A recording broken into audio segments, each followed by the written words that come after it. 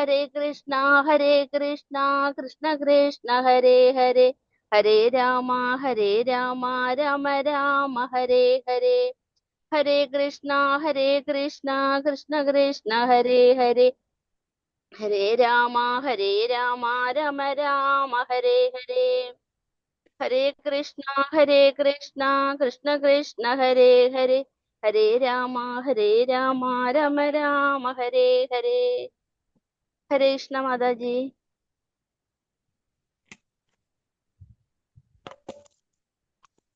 ഹരേ കൃഷ്ണ. ഹരേ ഹരേ കൃഷ്ണ കൃഷ്ണ മാതാജി. ഹരേ കൃഷ്ണ മാതാജി. മാതാജി. ഹരേ കൃഷ്ണ മാതാജി. ഹരേ ഹരേ കൃഷ്ണ. കൃഷ്ണ മാതാജി. ഹരേ കൃഷ്ണ മാതാജി. ഓമജ്ഞാനതിമിരാന്ധസ്യ നാനാഞ്ജനാശലാഭയാ ചക്ഷുരുന്മീലിതം യേന തസ്മൈ ശ്രീഗുരവേ നമഃ. ശ്രീചൈതന്യമനോഭീഷ്ടം സ്ഥാപിതം യേന ഭൂതലേ സ്വയം രൂപകഥാ മഹ്യം ദദാതി സ്വപദാന്തികം.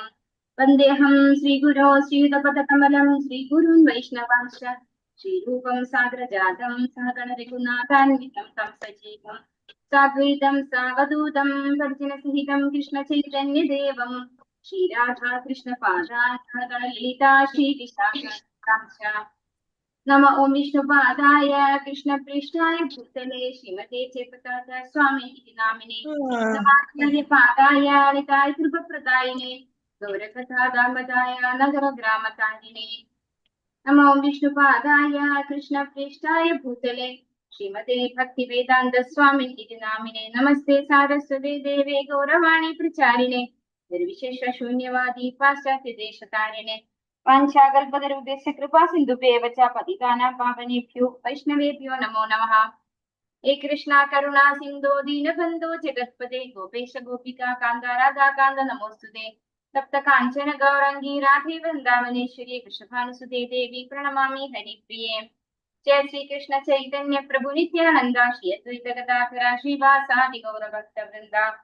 ഹരേ കൃഷ്ണ കൃഷ്ണ കൃഷ്ണ ഹരേ ഹരേ, ഹരേ രാമ രാമ രാമ ഹരേ ഹരേ.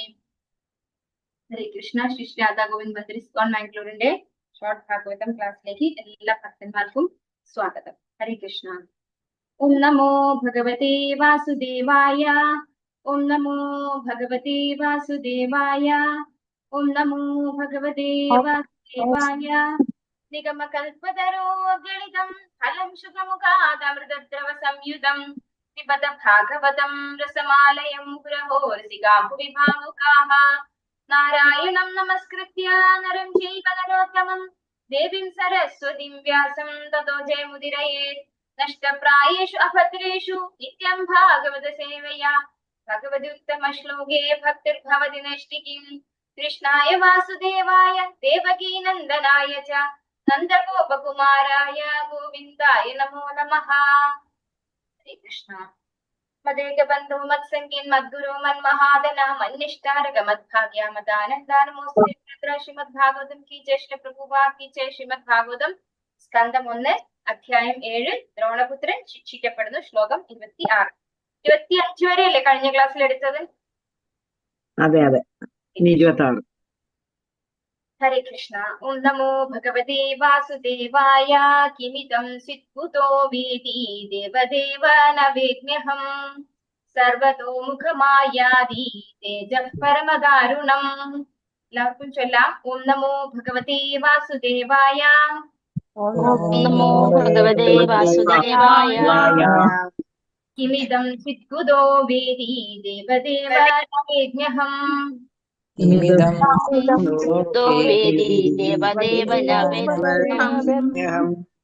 സർവതോ മുഖമായാതി തേജഃ പരമദാരുണം.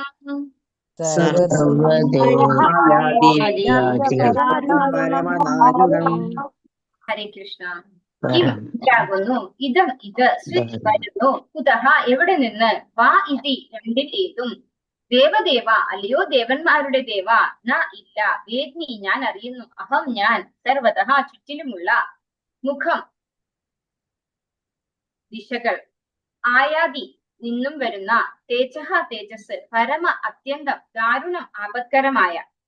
വർത്തനം ഭാവാർത്ഥം ഇसी भक्ति वेदांत स्वामी श्री प्रभुपाद की जय. അല്ലയോ ദേവാധിദേവ, എപ്രകാരമാണ് ഈ വിപത്കരമായ തേജസ് സർവ്വ ദിശകളിലും വ്യാപിക്കുന്നത്? എവിടെ നിന്നാണിത് നിസ്സരിക്കുന്നത്? എനിക്കിത് മനസ്സിലാവുന്നില്ല. അപ്പോ ഇവിടെ കോണ്ടെക്സ്റ്റ് എന്താണ്, സന്ദർഭം എന്താണ്? ശില വ്യാസദേവൻ ശ്രീമദ് ഭാഗവതം രചിച്ചു അല്ലെ, ഭഗവാനെ തപസ് ചെയ്ത് ധ്യാനിച്ചുകൊണ്ട് ഭഗവാനെ പ്രത്യക്ഷപ്പെടുത്തി ബഹിരംഗ ശക്തിയോടും മറ്റെല്ലാ ശക്തികളോടും ഒപ്പം ഭഗവാൻ പ്രത്യക്ഷനായി ഈ ഭൗതിക പ്രകൃതിയിലെ എല്ലാ കഷ്ടങ്ങളും ക്ലേശങ്ങളും ബദ്ധജീവാത്മാക്കൾ അനുഭവിക്കുന്നതിന്റെ കാരണവും അതിന്റെ സൊല്യൂഷനും രണ്ടും വേദവ്യാസന്റെ മുന്നിൽ പ്രത്യക്ഷമായി എന്നാണ് പറയുന്നത്. എല്ലാം ഭഗവാനോടൊപ്പം പ്രത്യക്ഷമായിട്ട് മനസ്സിലാക്കാൻ സാധിച്ചു. അങ്ങനെ വ്യാസദേവൻ ഭാഗവതം രചിച്ചു. ആ ഭാഗവതത്തിന്റെ പ്രഥമ ശിഷ്യനായിട്ട് ശുകദേവ ബ്രഹ്മർഷി വന്നു അല്ലെ. അദ്ദേഹത്തിന്റെ തന്നെ വേദവ്യാസന്റെ തന്നെ മകനായിട്ടുള്ള ശുകദേവ ബ്രഹ്മർഷിയാണ് പ്രഥമ ശിഷ്യനായിട്ട് ഭാഗവതം പഠിച്ചത്. ആ ശുകദേവ ബ്രഹ്മർഷിയിൽ നിന്ന് സൂത ഗോസ്വാമിയും അതുപോലെ പരീക്ഷിത് മഹാരാജാവും കേൾക്കാണ് അല്ലെ. ആദ്യം തന്നെയുള്ള കഥ സ്റ്റാർട്ട് ചെയ്യാണ്, ദ്രോണപുത്രൻ ശിക്ഷിക്കപ്പെടുന്നു എന്ന് തുടങ്ങുന്നത് അല്ലെ. മഹാഭാരത യുദ്ധം കഴിഞ്ഞ് അശ്വത്ഥാമാവ് അർജുനന്റെ 5 മക്കളെ, അർജുനന്റെ അല്ല ദ്രൗപദിയുടെ 5 മക്കളെ, പഞ്ചപാണ്ഡവന്മാരുടെ മക്കളാണ് അവർ 5 പേരും. അപ്പൊ ആ 5 മക്കളെയും ഈ ടെന്റിൽ വെച്ച്, യുദ്ധം കഴിഞ്ഞോടത്ത് ടെന്റിൽ വെച്ച് രാത്രിയില് ശിരച്ഛേദം ചെയ്യുവാണ് ദ്രോണപുത്രനായ അശ്വത്ഥാമാവ്. അങ്ങനെ അശ്വത്ഥാമാവ് അത് ദുര്യോധനന് കാഴ്ച വെച്ചെങ്കിലും ആ ദുര്യോധനൻ അത് അംഗീകരിച്ചില്ല എന്ന് പറയുന്നു അല്ലെ. ആ ഒരു എന്താ പറയാ, ദുര്യോധനന് സന്തോഷാവുമെന്ന് കരുതിയാണ് ചെയ്തതെങ്കിലും ദുര്യോധനൻ അതിലൊട്ടും സന്തോഷം കണ്ടെത്തിയില്ല. കാരണം ദുര്യോധനൻ മരണാസക്തനായിട്ട് കിടക്കുകയാണ് അല്ലെ. കാല് തൊട പൊട്ടി ഭീമസേനാൽ കൊല്ലപ്പെടുകയാണ്. ആ ഒരു സിറ്റുവേഷനിലാണ് അശ്വത്ഥാമാവ് ഈ തല കൊണ്ട് കൊടുക്കുന്നത്. പക്ഷെ അദ്ദേഹം ഒട്ടും സന്തോഷിച്ചില്ല എന്ന് പറയുന്നു. അങ്ങനെ അശ്വത്ഥാമാവിനെ ഇവിടെ ബ്രഹ്മബന്ധു എന്നാണ് വിശേഷിപ്പിക്കുന്നത്. അത്രയും നീച കർമ്മം ചെയ്തത് കൊണ്ട് തന്നെ അദ്ദേഹത്തിനെ ഒരു ബ്രാഹ്മണനായി അംഗീകരിച്ചില്ല. ശുദ്ധ ബ്രാഹ്മണന്റെ പുത്രനാണ് അശ്വത്ഥാമാവെങ്കിലും ബ്രാഹ്മണനായി അംഗീകരിച്ചില്ല. അങ്ങനെ അശ്വത്ഥാമാവിനെ കൊല്ലാൻ ഒരു പ്രതിജ്ഞ എടുക്കുകയാണ് ദ്രൗപദിയുടെ മുന്നില് അർജുനൻ. അദ്ദേഹത്തിന്റെ പുറകെ ഓടുമ്പോ അദ്ദേഹം ജീവൻ രക്ഷിക്കാൻ വേണ്ടിയിട്ട് ഭയപ്പെട്ട് ഓടുമ്പോ ഒരു രക്ഷയില്ല എന്ന് മനസ്സിലാക്കിയപ്പോ ബ്രഹ്മാസ്ത്രം പ്രയോഗിക്കുകയാണ് ചെയ്യുന്നത് അർജുനന്റെ നേരെ. അതായത് തനിക്ക് തൊടുക്കാൻ മാത്രമേ അറിയുള്ളൂ, അത് പിൻവലിക്കാൻ അറിയില്ല എന്ന് അറിഞ്ഞിട്ടും തന്റെ പ്രാണരക്ഷാർത്ഥം ഉപയോഗിച്ചു എന്നാണ് ഇവിടെ പറയുന്നത്. ഭഗവാൻ ആരാണ്? എല്ലാവരുടെ ഉള്ളിൽ പരമാത്മാവായിട്ടുള്ള ആളാണ് അല്ലെ. ഓരോരുത്തരും എന്താണ് ഉദ്ദേശിക്കുന്നതെന്ന് പോലും ഭഗവാന് നന്നായിട്ട് അറിയാം. അതുകൊണ്ടാണ് വ്യക്തമായിട്ട് ഇവിടെ പറയുന്നത് അദ്ദേഹം അർജുനെ കൊല്ലണം എന്നൊന്നും ആഗ്രഹിച്ചല്ല, പക്ഷെ സ്വന്തം പ്രാണൻ രക്ഷിക്കണം എന്ന് കരുതിക്കൊണ്ടാണ് ബ്രഹ്മാസ്ത്രം ഉപയോഗിച്ചത്. പക്ഷെ അശ്വത്ഥാമാവിന് അത് പിൻവലിക്കാൻ അറിഞ്ഞുകൂടാ. അങ്ങനെ അശ്വത്ഥാമാവ് പിൻവലിക്കാനാവാത്ത ആ ഒരു ബ്രഹ്മാസ്ത്രം തൊടുക്കുന്ന സമയത്തുണ്ടായ ആ ഒരു തേജസ്സിനെയാണ് ഇവിടെ അർജുനൻ കാണുന്നത്. അല്ലയോ ദേവാദിദേവ, എപ്രകാരമാണ് ഈ വിപത്കരമായ തേജസ് സർവ്വ ദിശകളിലും വ്യാപിക്കുന്നത്? എന്താണ് ഈ തേജസ്സിന്റെ ഉറവിടം എന്നാണ്? എവിടെ നിന്നാണ് ഇത് നിസ്തരിക്കുന്നത്? ഇത് എവിടെ നിന്നാണ് പുറപ്പെടുന്നത് ഈ ഒരു തേജസ് എന്ന് എനിക്ക് മനസ്സിലാകുന്നില്ല എന്ന് അർജുനൻ പറയുന്നു. ഭക്തം എസി ഭക്തി വേദാന്ത സംശയ പ്രഭുപാത്തിച്ചേ. ആദരപൂർവമായ പ്രാർത്ഥനകൾ യഥോചിതം അർപ്പിച്ച ശേഷം മാത്രമേ എന്തും പരമദിവ്യോത്തമ പുരുഷന് സമക്ഷം അവതരിപ്പിക്കാവൂ. അതാണ് അംഗീകൃതമായ നടപടി. അർജുനൻ ഭഗവാന്റെ ഉറ്റമിത്രമായിരുന്നിട്ടും സാമാന്യ ജനങ്ങൾക്ക് മാതൃകയായി ഈ രീതി പിന്തുടരുന്നു. ഇവിടെ ഭഗവാനെ ഡിനോട്ട് ചെയ്തിരിക്കുന്നത് എന്താണ്? ദേവദേവ അല്ലെ. ഭഗവാനെ ദേവദേവ എന്ന് വിളിച്ചുകൊണ്ട് ഭഗവാനെ സ്തുതിച്ചുകൊണ്ടാണ് അർജുനൻ എന്ത് ചെയ്യുന്നത്? ഈ ചോദ്യം ചോദിക്കുന്നത് അല്ലെ. അല്ലയോ ദേവാദിദേവ എന്ന് പറഞ്ഞുകൊണ്ടാണ് ചോദിക്കുന്നത്. അപ്പോ നമ്മൾ എപ്പോഴും ഭഗവാന്റെ അടുത്ത് എന്തെങ്കിലും ചോദിക്കുമ്പോ അല്ലെങ്കിൽ ഭഗവാൻ എന്തെങ്കിലും സമർപ്പിക്കുമ്പോ ഭഗവാന് യഥോചിതം പ്രാർത്ഥനകൾ അർപ്പിച്ച ശേഷം വേണം ചെയ്യാനായിട്ട് എന്നാണ് പറയുന്നത്. അതുപോലെ അങ്ങനെയാണ് ഇവിടെ അർജുനൻ ചെയ്തത്. ഇതാണ് ശരിയായ നടപടി. ഇത് നമ്മള് ശരിക്കും എന്താ പറയാ ഫോളോ ചെയ്യേണ്ട ഒരു കാര്യം തന്നെയാണ്. അർജുനൻ ഈ എവിടെയാണെങ്കിലും ഭഗവത്ഗീതയിലാണെങ്കിലും ഭാഗവതത്തിലാണെങ്കിലും ഭഗവാനെ എല്ലാവരും ദേവീ ദേവന്മാരൊക്കെയും ഭഗവാനെ ആദ്യം സ്തുതിക്കും അല്ലെ. എന്നതിന് ശേഷം അവര് കാര്യം പറയുള്ളൂ. അപ്പൊ അതുതന്നെയാണ് ഇവിടെയും ചെയ്യുന്നത്. അയ്യോ ദേവാദിദേവ എന്ന് വിളിക്കുന്നത് ഭഗവാനെ യഥോചിതം പ്രാർത്ഥനകൾ അർപ്പിക്കുകയാണ് എന്നാണ് പറയുന്നത്. അർജുനൻ ഭഗവാന്റെ ഉറ്റമിത്രമായിരുന്നിട്ടും സാമാന്യ ജനങ്ങൾക്ക് മാതൃകയായി ഈ രീതി പിന്തുടരുന്നു. അപ്പോ ശരിക്കും ഇൻഫോർമൽ റിലേഷൻഷിപ്പ് ആണ് അർജുനനും ഭഗവാനും തമ്മിൽ അല്ലെ. ഒരു ഫോർമാലിറ്റിയുടെ ആവശ്യമില്ല, ക്ലോസ് ഫ്രണ്ട്സ് ആണ്. പക്ഷെ എന്നിട്ടും അർജുനൻ ഈ ഫോർമാലിറ്റി എപ്പോഴും മെയിൻറ്റെയിൻ ചെയ്തിട്ടുണ്ട്. അത് നമ്മൾക്ക് മനസ്സിലാക്കിച്ചു തരാൻ വേണ്ടിയാണെന്ന് ഇവിടെ പ്രഭുപാദൻ എടുത്തു പറയുന്നു.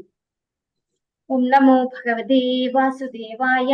ശ്രീഭഗവാനുവാച വേദ്യേദം ദ്രോണപുത്രസ്യ ബ്രാഹ്മമസ്ത്രം പ്രദർശിതം നൈവാസൗ വേദസംഹാരം പ്രാണബാധ ഉപസ്ഥിതേ. എല്ലാവർക്കും ചൊല്ലാം ഒരു പ്രാവശ്യം. ഓം നമോ ഭഗവതേ വാസുദേവായ. ഓം നമോ നമോ ഭഗവതേ വാസുദേവായ. ശ്രീഭഗവാനുവാച ശ്രീഭഗവാനുവാച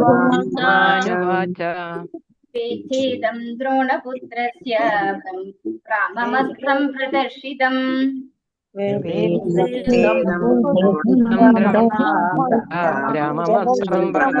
ബ്രാഹ്മമസ്ത്രം പ്രദർശിതം നൈവാസൗ വേദസംഹാരം പ്രാണബാധ ഉപസ്ഥിതേ.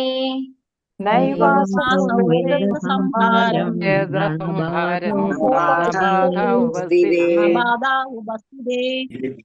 ഹരേ കൃഷ്ണ. ശ്രീ ഭഗവാൻ പരമദിവ്യോത്തമ പുരുഷൻ വാച അരുൾ ചെയ്തു. വേദ എന്നിൽ നിന്നും ഗ്രഹിച്ചാലും ഇതം ഇത് ദ്രോണപുത്രസ്യ ദ്രോണപുത്രന്റെ ബ്രാഹ്മമസ്ത്രം ബ്രഹ്മാസ്ത്രത്തിന്റെ അണ്വായുധം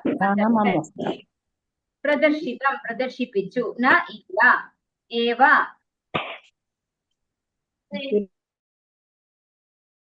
ഏവ എങ്കിൽ തന്നെയും അസൗ അവൻ വേദ അതറിയുക സംഹാരം പിൻവലിക്കൽ പ്രാണബാധ പ്രാണനാശം ഉപസ്ഥിതേ ആസന്നമായി തീരുകയാൽ. വർത്തനം ഭാവാർത്ഥം എസി ഭക്തി വേദാന്ത സമിഷ്ണ പ്രഭുപാധിച്ചേ. പരമദിവ്യോത്തമ പുരുഷൻ അരുളി ചെയ്തു. ദ്രോണപുത്രന്റെ പ്രവൃത്തിയാണിതെന്ന് എന്നിൽ നിന്ന് നീ അറിയുക.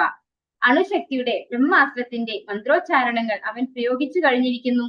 ഈ ഉഗ്ര തേജസ്സിനെ പിന്തിരിക്കേണ്ടത് എങ്ങനെയാണെന്ന് അവൻ അറിയില്ല. ആസന്നമായ മൃത്യുവിനെ ഭയപ്പെടുകയാൽ നിസ്സഹായനായിട്ടാണ് അവൻ ഇപ്രകാരം പ്രവർത്തിച്ചത്. ഓ ഭഗവാൻ പരമദിവ്യോത്തമ പുരുഷനായിട്ട് അല്ലെ. വേദാഹം സമതീതാനി വർത്തമാനാനി ച അർജുന ഭവിഷ്യാണി ച ഭൂതാനി മംസുവേദന കശ്ചന. ഭഗവത്ഗീതയിൽ ഭഗവാൻ പറഞ്ഞിട്ടുണ്ടല്ലേ, ഭഗവാൻ എല്ലാം അറിയാം, ഭൂതം ഭാവി വർത്തമാനം ഒക്കെ അറിയാം അല്ലെ.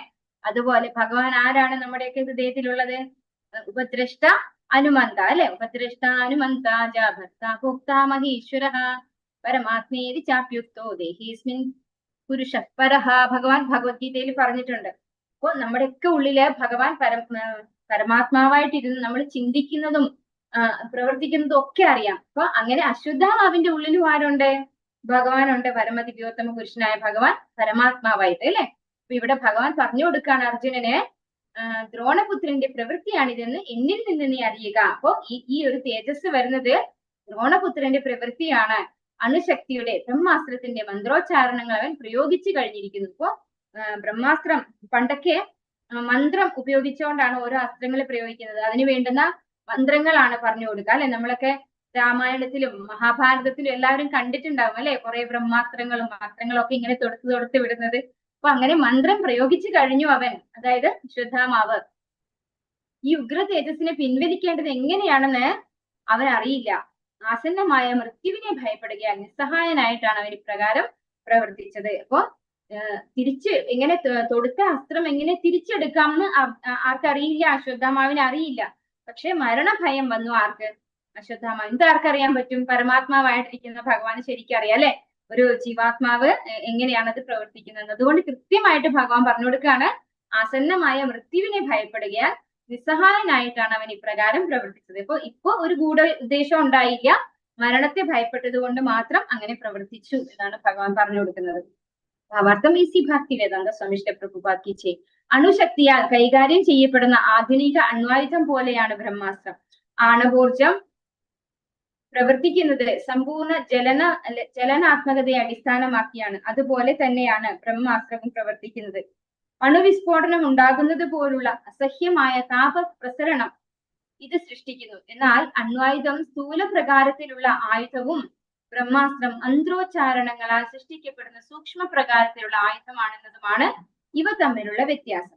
ഇത് വ്യത്യസ്തമായ ഒരു ശാസ്ത്രമാകുന്നു. അപ്പൊ ഇവിടെ എന്താ പറയുന്നത്? ബ്രഹ്മാസ്ത്രത്തെ ഉപമിക്കുന്നത് നമ്മുടെ ഇന്നത്തെ കാലത്തെ ആണവോർജത്തോട് ആണ്. ആണവോർജം, അതായത് ഈ ആണവോർജം പ്രവർത്തിക്കുന്നത് മെറ്റീരിയലിസ്റ്റിക് ആയിട്ട്, അതായത് സ്ഥൂലമായിട്ടുള്ള സാധനങ്ങളൊക്കെ ഉപയോഗിച്ച്. പക്ഷെ എന്ത് ചെയ്യുന്നു? അത് പൂർണ്ണ നാശം വിതയ്ക്കുന്നു അല്ലെ. എവിടെയാണോ പ്രയോഗിക്കപ്പെട്ടിരിക്കുന്നത് അവിടെ പരിപൂർണ നാശമാണ്. ഒരു ജീവന് പോലും നിലനിൽക്കാൻ പറ്റാത്ത വിധത്തിൽ നാശം സംഭവിക്കുന്നതാണ് അണ്വായുധം. അപ്പോ അതേപോലെയാണ് ബ്രഹ്മാസ്ത്രം. പക്ഷെ ഇതിന്റെ വ്യത്യാസം എന്താണ്? ബ്രഹ്മാസ്ത്രം മന്ത്രോച്ചാരണത്തിലൂടെയാണ് പ്രയോഗിക്കുന്നത്. അതും എന്താണ്, എന്ത് ഉദ്ദേശത്തോടു കൂടിയാണോ? നമ്മൾ കണ്ടിട്ടുണ്ട് ഇതേ അശ്വത്ഥാമാവ് ഉത്തരയുടെ ഭൂമിയിലേക്ക്, അതായത് ഗർഭപാത്രത്തിലേക്ക് ബ്രഹ്മാസ്ത്രം തൊടുക്കുന്നത് അല്ലെ. ബ്രഹ്മാസ്ത്രം ഈ മന്ത്രോച്ചാരണത്തോടു കൂടി തൊടുക്കുന്നത് കൊണ്ട് തന്നെ അത് എന്ത് ഉദ്ദേശത്തോടു കൂടിയാണോ അയക്കുന്നത് ആ ഉദ്ദേശം മാത്രമാണ് നടക്കുക, വേറെ നാശം സംഭവിക്കില്ല. പക്ഷെ അണ്വായുധം പ്രയോഗിക്കുന്നത് പോലെ അത്രയും സ്ട്രോങ് ആണ് ഈ ബ്രഹ്മാസ്ത്രം, അത്ര തന്നെ സ്ട്രോങ് ആണെന്നാണ് പറയുന്നത്.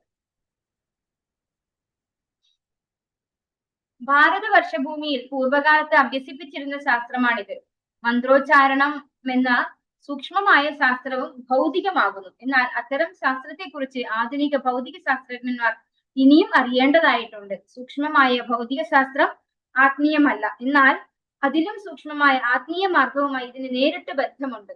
മന്ത്രോച്ചാരകൻ മന്ത്രം ഉപയോഗിച്ചുള്ള ആയുധത്തെ എപ്രകാരം പ്രയോഗിക്കണമെന്നും എപ്രകാരം അതിനെ പിൻവലിക്കണമെന്നും അറിഞ്ഞിരുന്നു.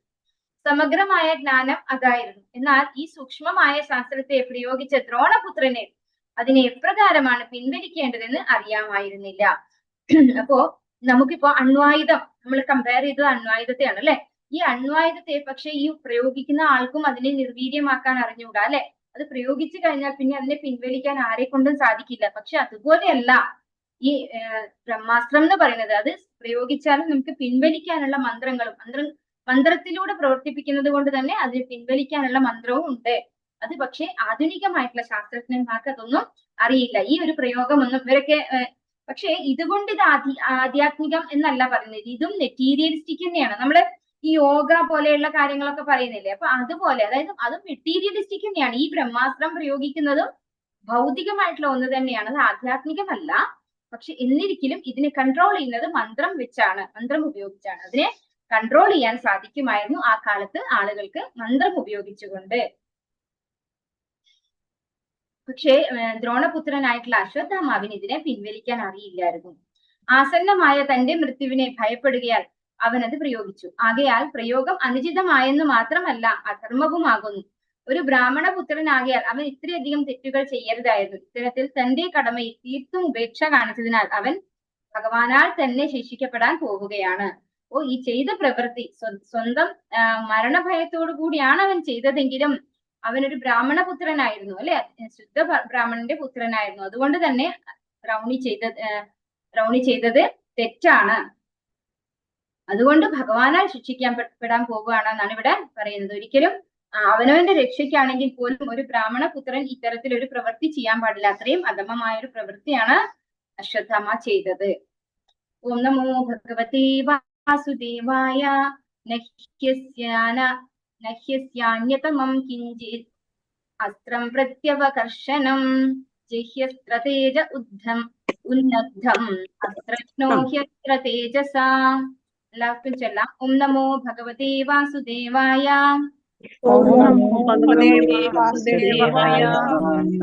നഹ്യസ്യന്യതമം കിഞ്ചിത് അസ്ത്രം പ്രത്യവകർഷണം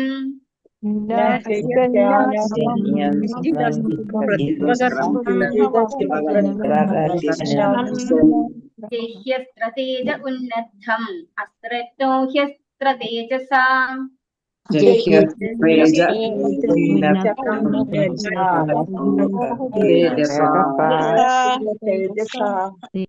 കൃഷ്ണ. ഇല്ല ഹി നിശ്ചയമായും അസ്യ ഇതിനെ സംബന്ധിച്ച് അന്യുള്ള കിഞ്ചിത് എന്തെങ്കിലും എന്തെങ്കിലും ആയുധം വിരുദ്ധമായി അവകർഷണം അതിനെ അധീനതയിലാക്കുക. അസ്ത്രതേജ ഈ അസ്ത്രതേജസ്സിനെ ഉന്നദ്ധം അതിശക്തിമത്തായ അസ്ത്രജ്ഞ ആയോധന ശാസ്ത്രത്തിൽ വിദഗ്ധനായ ഹി പരമാർത്ഥത്തിൽ അസ്ത്രതേജസ നിന്റെ അസ്ത്രപ്രഭാവത്താൽ വർത്തനം ഭാവാർത്ഥം മേസി ഭക്തി വേദാന്ത സ്വാമി പ്രഭുവാക്കി ചെയ്തു. അല്ലയോ അർജുന, ഈ അസ്ത്രത്തെ നിർവീര്യമാക്കാൻ മറ്റൊരു ബ്രഹ്മാസ്ത്രത്തിന് മാത്രമേ സാധ്യമാകുകയുള്ളൂ. അസ്ത്രശാസ്ത്രത്തിൽ നിപുണനായ നീ ഈ അസ്ത്രത്തിന്റെ തേജസ്സിനെ നിന്റെ സ്വന്തം അസ്ത്രത്തിന്റെ ശക്തിയാൽ ശമിപ്പിക്കൂ. ഭഗവാൻ ഇൻസ്ട്രക്ഷൻ കൊടുക്കുകയാണല്ലേ ഭഗവത്ഗീതയില് അർജുനന് കൊടുത്ത അതേപോലെ തന്നെ ഇവിടെയും അർജുനന് ഇൻസ്ട്രക്ഷൻ കൊടുക്കുകയാണ് ഭഗവാൻ.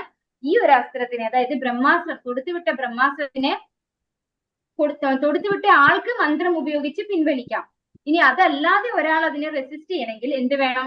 മറ്റൊരു ബ്രഹ്മാസ്ത്രം പ്രയോഗിച്ച് ആ ബ്രഹ്മാസ്ത്രത്തെ നിർവീര്യമാക്കണം, അതിനെ ശമിപ്പിക്കൂ. അതാണ് പറയുന്നത് ഇവിടെ.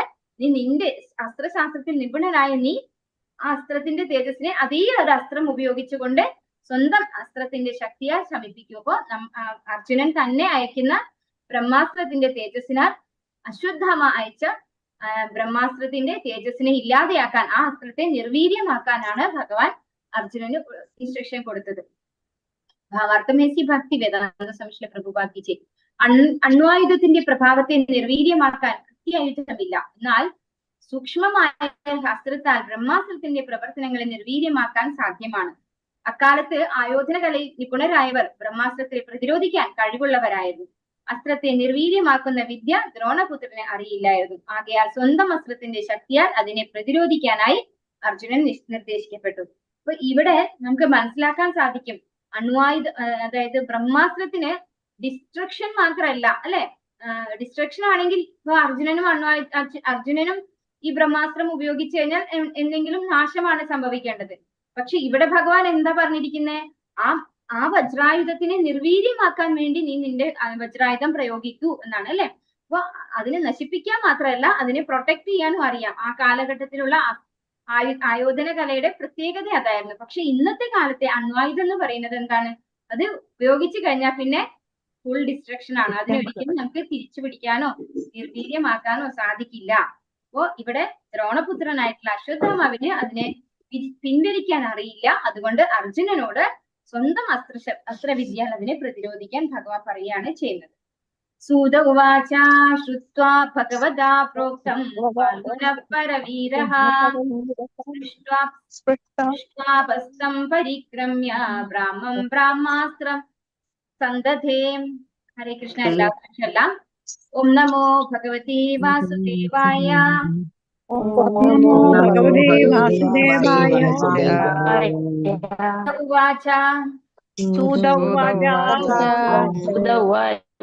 ശ്രുത്വാ ഭഗവതാ പ്രോക്തം ഫാൽഗുനഃ പരവീരഃ. ശ്രുത്വാ ഭഗവതാ പ്രോക്തം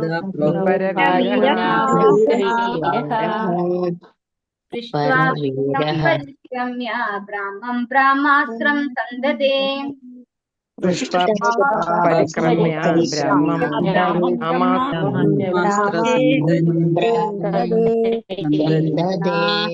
ഹരേ കൃഷ്ണ. സൂത ഗോസ്വാമി ഉവാച അരുളി ചെയ്തു. ശേഷം ഭഗവത പരമദിവ്യോത്തമ പുരുഷനാൽ പ്രോക്തം പറയപ്പെട്ടത് ഫാൽഗുനഃ അർജുനന്റെ അപരനാമം പരവീരഃ പ്രതിയോഗിയെ വധിക്കുന്നവൻ. സ്പർശിച്ച ശേഷം ആപഹ ജലം തം അദ്ദേഹത്തെ പരിക്രമ്യ പ്രദക്ഷിണം ചെയ്യുക. ബ്രാഹ്മം പരമപുരുഷ ഭഗവാൻ ബ്രാഹ്മ അസ്ത്രം പരമമായ അസ്ത്രം സന്തതേ മേൽ പ്രയോഗിച്ചു. ഹരേ കൃഷ്ണ. ജൂലി മാതാജി.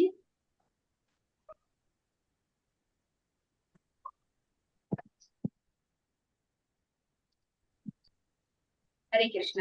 വിവർത്തനം ഭാവാർത്ഥമേസി ഭക്തി വേദാന്ത സംശ്ലേ പ്രഭുപാദിച്ചേ ശ്രീ സുത ഗോസ്വാമി അരുളി ചെയ്തു. പരമദിവ്യോത്തമ പുരുഷനിൽ നിന്നും ഇപ്രകാരം ശ്രവിച്ച അർജുനൻ ശ്രീകൃഷ്ണ ഭഗവാനെ പ്രദക്ഷിണം ചെയ്ത ശേഷം ശുദ്ധീകരണാർത്ഥം ജലത്തെ സ്പർശിച്ച് നേരത്തെയുള്ള ബ്രഹ്മാസ്ത്രത്തെ പ്രതിരോധിക്കാനായി തന്റെ ബ്രഹ്മാസ്ത്രം പ്രയോഗിച്ചു. അപ്പോ അവിടെ സൂതഗോസ്വാമിയാണ് പറയുന്നത് അല്ലെ. നമ്മള് സന്ദർഭം മറന്നു പോകരുത് എപ്പോഴും. സൂതഗോസ്വാമി ഇവിടെ വെച്ച് ആരോടാണ് പറയുന്നത്, നൈമിഷാരണ്യത്തിൽ വെച്ച് ശൗനകാദി മഹർഷിമാരോട് പറഞ്ഞു കൊടുക്കാണ് അല്ലെ.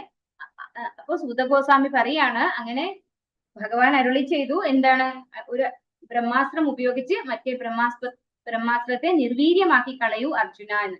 അപ്പൊ അർജുനൻ എന്താ ചെയ്തത് എന്ന് സൂതഗോസ്വാമി പറഞ്ഞു കൊടുക്കാണ്. പരമ ദിവ്യോത്തമ പുരുഷനിൽ നിന്നും ഇപ്രകാരം ശ്രവിച്ച അർജുനൻ ശ്രീകൃഷ്ണ ഭഗവാനെ പ്രദക്ഷിണം ചെയ്ത ശേഷം ശുദ്ധീകരണാർത്ഥം ജലത്തെ സ്പർശിച്ച് നേരത്തെയുള്ള ബ്രഹ്മാസ്ത്രത്തെ പ്രതിരോധിക്കാനായി തന്റെ ബ്രഹ്മാസ്ത്രം പ്രയോഗിച്ചു. അപ്പൊ അർജുനൻ ചെയ്ത പ്രവൃത്തി എന്താണ്, പരമ ദിവ്യോത്തമ പുരുഷനായ ഭഗവാനെ ആദ്യം പ്രദക്ഷിണം വെച്ചു അല്ലെ. ഭഗവാൻ എന്താണോ പറഞ്ഞത് അതേപടി ഭഗവാനിൽ നിന്ന് ശ്രമിച്ച അതേപടി അനുസരിക്കുകയാണ്. ഭഗവാനോട് വിത്ത് ഫുൾ റെസ്പെക്ട് അല്ലെ ഭഗവാനെ പ്രദക്ഷിണം വെച്ചു അർജുനൻ. എന്നിട്ട് ശുദ്ധീകരണാർത്ഥം ആചമനം ചെയ്തു അല്ലെ. നമ്മളൊരു മന്ത്രമൊക്കെ പ്രയോഗിക്കുമ്പോ നമ്മൾ എന്ത് വേണം, ശുദ്ധീകരണം നടത്തണം. കാരണം മന്ത്രവും എന്താണ്, വേദവിധിപ്രകാരം ഉള്ളതാണ് അല്ലെ. ഈ ബ്രഹ്മാസ്ത്രത്തെ പ്രയോഗിക്കാനുള്ള മന്ത്രവും ഒക്കെ വേദവിധിപ്രകാരമൊക്കെ ഉള്ളതാണ്. അപ്പോ അതിന് നല്ല റൂൾസ് റെഗുലേഷൻസ് ഒക്കെ ഉണ്ട്. പരിശുദ്ധി വേണം നമുക്ക്. അപ്പം ശുദ്ധീകരണത്തിനായിട്ട് ആചമനം ചെയ്ത് അദ്ദേഹം ബ്രഹ്മാസ്ത്രം പ്രയോഗിച്ചു എന്നാണ് ഇവിടെ പറയുന്നത്. സംഹത്യാന്യോന്യമുഭയോ തേജസീ ശരസംവൃതേ ആവൃത്യ രോദസീഖം ച വവൃഥാതീർഘവന്യവത്. ഹരേ കൃഷ്ണ. എല്ലാവർക്കും ചൊല്ലാം. ഓം നമോ ഭഗവതേ വാസുദേവായ. ഓം നമോ ഭഗവതേ വാസുദേവായ. സംഹത്യാന്യോന്യമുഭയോ തേജസീ ശരസംവൃതേ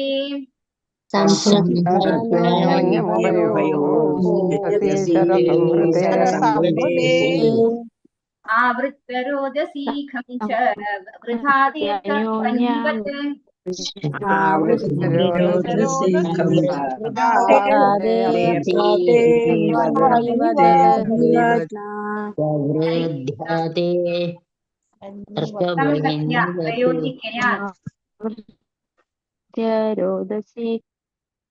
സംഹത്യ പ്രയോജിക്കയാൽ, സംയോജിക്കയാൽ, അന്യോന്യം ഉഭയോഹോ രണ്ടിന്റെയും, തേജസി തേജസ്സുകൾ, ശരങ്ങൾ സമൃദ്ധെ ആവരണം ചെയ്യുന്നു, ആവൃത്യ ആച്ഛാദനം ചെയ്ത്, രോദസി സമ്പൂർണ്ണ നഭോമണ്ഡലവും, ഖംക്ഷ ബാഹ്യ അന്തരീക്ഷവും, വവൃഥാതെ വർദ്ധിച്ചു കൊണ്ടേയിരുന്നു, അർക്ക സൂര്യഗോളം, വന്നിവത് അഗ്നിയെ പോലെ.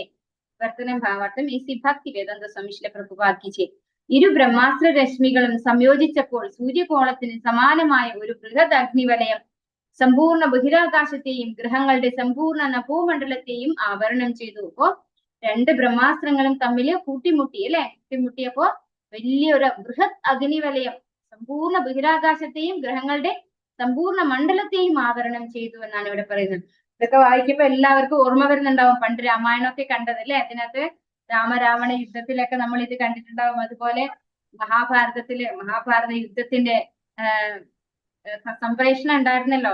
അപ്പൊ ഇങ്ങനെയുള്ള കാര്യങ്ങളൊക്കെ നമ്മൾ ശരിക്കും കണ്ടിട്ടുണ്ടാവും അല്ലെ. അപ്പൊ എല്ലാവർക്കും ആ ഒരു വിഷൻ ഇവിടെ തരികയാണ്. രണ്ട് അസ്ത്രങ്ങളും തമ്മിൽ കൂട്ടി യോജിക്കുമ്പോൾ ഉണ്ടാകുന്ന ആ ഒരു പ്രഭ അല്ലെ, ആ ഒരു തേജസ്, അത് അത്രയും വലുതായിരുന്നു. എല്ലാ പ്രപഞ്ചങ്ങളെ മുഴുവനും അത് പ്രകമ്പനം ചെയ്യിക്കുന്ന ഒരു തേജസ് ആണ് അതിന്.